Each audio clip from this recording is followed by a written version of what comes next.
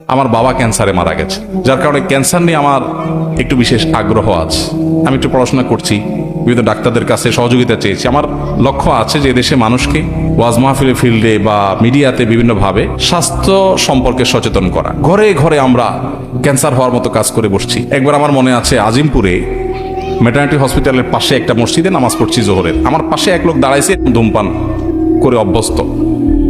পুরো নামাজ আমার মনে হয় বরবাদ হওয়ার উপক্রম, বমি আসার উপক্রম দুর্গন্ধে। কিন্তু কিভাবে বলি তারে, মাইন্ড করে কিনা, তো বুদ্ধি বাইর করলাম। তার আগে সে আমার পরে দাঁড়াইছে, এক দুই রাকাত বোধহয় মিস হয়েছে, সে ওইটা পড়তেছে। আমি সালাম ফিরে তাড়াতাড়ি করে পকেট থেকে কাগজ কলম বাইর করে সুন্দর করে তাই একটু নসিহত করলাম, ভাই আপনার মুখের যে নর্দমার গন্ধ, কত যে কষ্ট আমার হয়েছে, যদি আপনারা বুঝাতে পারতাম আপনি ওনার ধূমপান ছেড়ে দিতেন।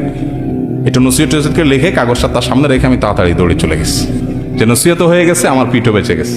অনেক লোক এটা যে অপরাধ এটা জানেই না। সিগারেট খেয়ে ধোঁয়া টানতে টানতে বলে, ভাই জানেন না আমার এই জীবনে কোনোদিন কারোর ক্ষতি করিনি। ছাড়তেছে কি সিগারেটের ধোঁয়া, আর মুখে বলতেছে কি জানেন ভাই, জীবনে কারোর কোনো ক্ষতি করি না। স্টিল সে ক্ষতি করতেছে ধোঁয়া দিয়া। তো ক্ষতি কাকে বলে এটা অনেকে বোঝে না। ধূমপান করা এটা এমন একটা অপরাধ যেটা কারণে নিজেও গুনাহগার হচ্ছে। আল্লাহ বলেছেন আল্লাহ তুল কবি দিক তাহলুকা, নিজেদেরকে ধ্বংসের দিকে ঠেলে দিও না।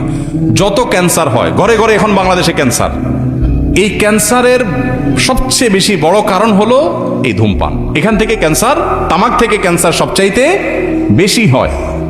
অপরাধ ঠিক একইভাবে ধূমপান করা অপরাধ, কারণ এর মাধ্যমে আপনি নিজেকে ধ্বংস করছেন, স্লো পয়জনিং করছেন।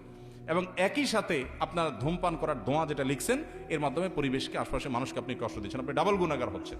এই জন্য যারা এই কাজ করছেন, এই বদভ্যাস, এই কুঅভ্যাস ছেড়ে দিবেন। ধূমপানকারীদের মাথা আশেপাশে যারা এটাতে বদভ্যাসে আক্রান্ত, তাদের আশপাশে দাঁড়ানোর মতো অবস্থা থাকে না। নর্দমা থেকে যে দুর্গন্ধ বের হয় মাঝে মধ্যে উৎকট, আমার তো মনে হয় যারা ধূমপান করে এদের মুখের দুর্গন্ধটা তার চাইতেও বেশি।